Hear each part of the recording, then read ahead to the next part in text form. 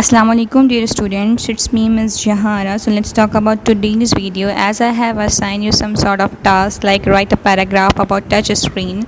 So here you can see this is just like a touch screen and you can write a lot of things about it in your paragraph, like how it works, how it look like, how we can use touch screens, okay, with the help of fingers. So many things you can write it. And see, your next task is like what is the role of computer in our daily life, like what is the purpose of using computer, what the role is, okay, how we can use it, what's the purpose of using it. You can write a lot of things about it.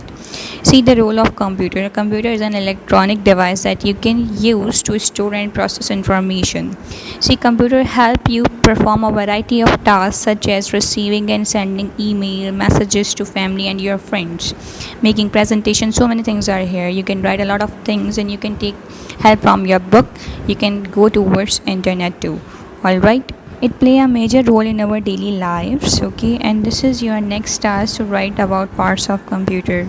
It's like how many parts of computer are here. You are supposed to write 10 lines about parts of computer, like how many parts of computer are there. So there's a screen, monitor, speaker, mouse, keyboard, CPU, central processing unit. You can write a lot of things about the parts of computer, how it works, what's the work of part, what's the work of keyboard, what's the work of mouse, what's the work of monitor. So many things you can write here, okay. This is just example in front of your eyes.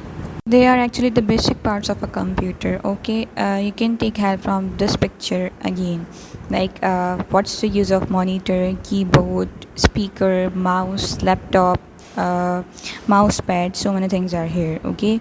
See, let's talk about other task.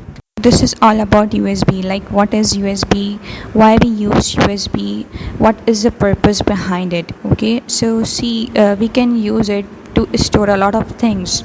We can use it to store our personal data, so this is why it is used.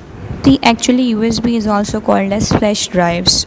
So this is very easy to carry USB everywhere because it is too small. We can use it everywhere, in every computer, in every laptop, okay. See, this is in front of your eyes. You can see the colors, the shape of USBs. You can see some important points here, like USB flash drives are commonly called as pen drives as well, okay, and like storage media having a storage capacity up to 256 GB. It is available in USB, okay, like we can store a lot of things. So thank you so much for watching it.